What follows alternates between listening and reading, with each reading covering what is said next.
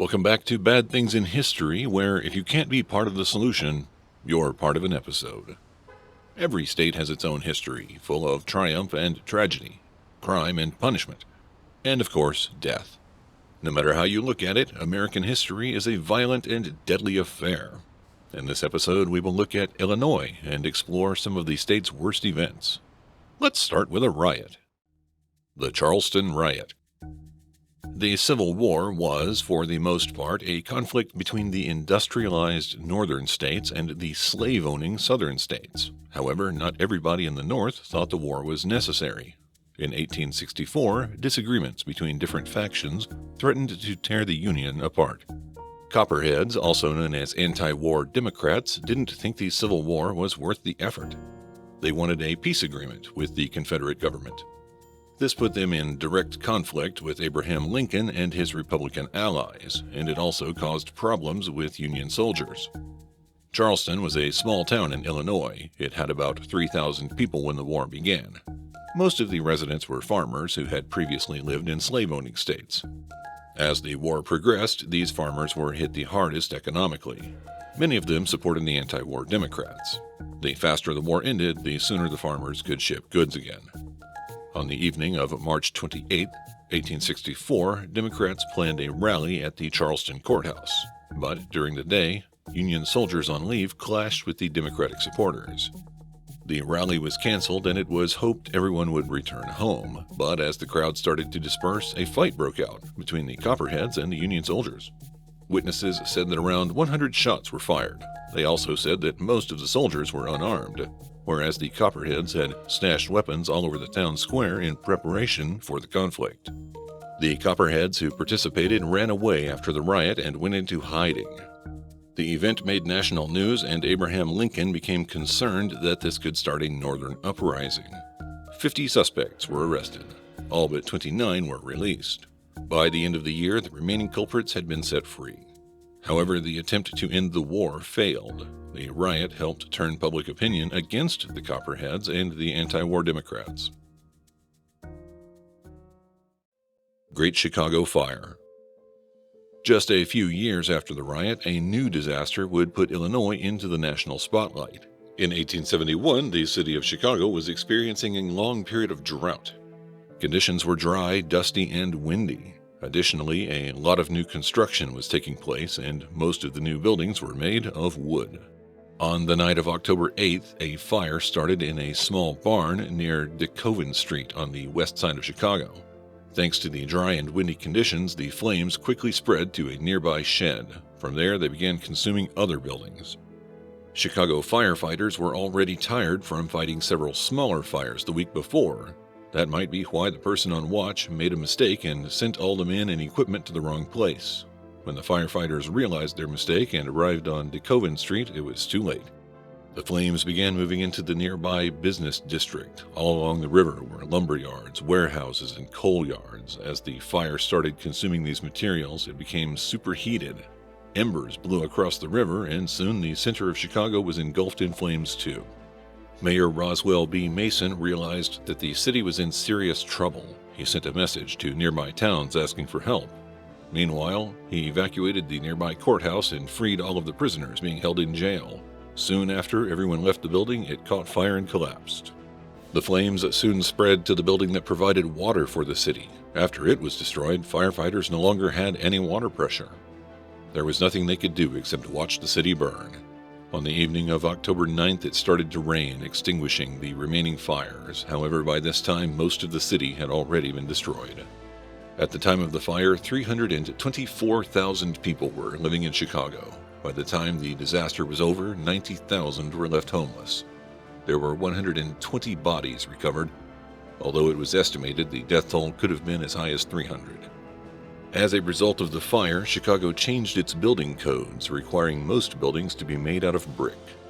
Another side effect of the fire was that public libraries in Chicago became free. London provided over 8,000 donated books to help create the Chicago Public Library System. Before the disaster, accessing a library required buying a private membership. Cherry Mine Disaster. Coal mining is still a dangerous profession today, but in the not-so-distant past it was even more deadly. The Cherry Mine was constructed in Cherry, Illinois in 1905. It was used to supply coal for trains that carried freight throughout the country. The Cherry Mine had 3 horizontal shafts, and it took hundreds of people to work the mines. Most of them were immigrants from Italy, but boys as young as 11 years old also helped extract coal. The workers accessed the mine from a series of wooden elevators above the shafts.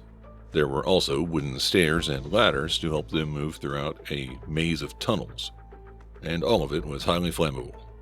On November 13, 1909, nearly 500 people were working in the tunnels. Earlier that week, the electricity went out and it never came back on. The only way the miners could see was by lighting kerosene lamps and torches. The walls of the mines were lined with them. To help move the ore back to the surface, the miners used mules, and of course the animals needed to eat. This was usually handled by filling coal cars with hay and sending it down into the mines. Around noon, one of these cars was full of hay and was on its way down to feed the hungry mules, but as it passed near the torches, the hay caught fire. By the time it was noticed, the fire had spread to timber that helped support the mine. Around 200 workers made their way to the surface and escaped. The survivors then tried to save more trapped miners by running the elevators to help bring them to the surface. They made 6 trips to the bottom of the shaft and back, but on the last attempt, the elevator's occupants burned to death. 21 miners survived by building a wall to protect themselves. Then, for the next 8 days, they drank water leaking from the rocks and waited. Eventually they were rescued, but they were the lucky ones. The final death toll was 259. Nobody was ever punished for the poor working conditions or the following disaster, but in 1911, Illinois passed laws implementing additional safety regulations for mines. SS Eastland Disaster. Passenger ships are a popular way to move people and cargo across the Great Lakes, and sometimes people die. Construction on the SS Eastland was completed in 1903. It didn't take long for the ship to encounter difficulties. On July 27, 1903, just 2 months after launching for the first time, Eastland struck a tugboat. The tugboat sank, but SS Eastland was undamaged. But that wasn't the only problem the ship had. Unhappy crews also caused difficulties. On August 14, 1903, while traveling from Chicago to South Haven, Michigan, 6 workers refused to shovel coal into the ship's boiler. The reason for their anger? They never received potatoes for supper. The captain arrested the men for mutiny and assigned other people to do their jobs. In September 1903, modifications were made to SS Eastland to help it move faster through the water. Unfortunately, this also made the ship very top-heavy. On 2 separate occasions, it almost tipped over while carrying passengers. The company that owned the ship addressed this by carrying fewer passengers. On July 24, 1915, the vessel was scheduled to carry Western Electric employees to a picnic. They were going from Cicero, Illinois to Michigan City, Indiana. However, the recent Titanic disaster had forced some changes to ships on the Great Lakes. Passenger ships were now required to carry enough lifeboats for everyone. This meant SS Eastland had to add several of them to meet the new regulations. The new lifeboats also made the ship top-heavy. On the morning of July 24th, there were 2,572 passengers on board. SS Eastland was still attached to the dock. Without warning, the ship suddenly listed to one side. Then it came to rest on the river bottom, 20 feet below the water. Ships pulled up alongside to save passengers, but those who were trapped below decks on SS Eastland drowned. A total of 888 people died from the accident. A writer, Jack Woodford, saw the disaster firsthand. He gave the following account. "And then movement caught my eye.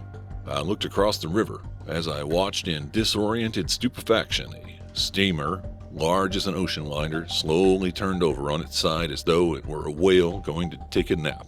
I didn't believe a huge steamer had done this before my eyes. Lashed to a dock in perfectly calm water, in excellent weather, with no explosion, no fire, nothing. I thought I had gone crazy." The justice system tried to act swiftly in response to the disaster. A grand jury indicted several officers from the steamship company for manslaughter. The ship's captain and engineer were also charged with carelessness. Eventually, the judge ruled that none of them were criminally liable. None of those charged were ever convicted. The Eastland was raised, repaired, and then recommissioned as the USS Wilmot. It continued carrying passengers on the Great Lakes until being scrapped in 1947. St. Anthony's Hospital Fire. Old buildings can be dangerous. St. Anthony's Hospital was constructed in 1876 in Effingham, Illinois. It served the community well for many decades, but by 1949 the building was seriously outdated. The Sisters of St. Francis, who lived in a convent next door, did their best to maintain the hospital, but it was falling behind the times. Most of the structure was wood, and the walls contained various flammable substances. Oil-drenched rags and oil soundproofing material had been stuffed in gaps all over the frame of the building. On April 4th, right before midnight, a fire started. The cause was never determined, but it quickly spread through the walls and ceilings. There were 116 patients in the hospital, and most of them were trapped upstairs. That included a nursery full of babies. Doctors and nurses saved those that they could, then kept running into the fire to rescue more. Many of them died trying to save the patients. A hospital superintendent met his end when running back into the building to find his wife. There was no fire alarm, so it took several minutes for firefighters to arrive. When they did, it was too late to do anything but prevent the flames from spreading to other buildings. The hospital burned to the ground. Although the cause of the fire remains unknown, it did result in changes to the way hospitals are built. Today, fires are more easily controlled thanks to sprinklers and easily accessible fire extinguishers. Additionally, hospitals today are designed so that patients can be evacuated quickly.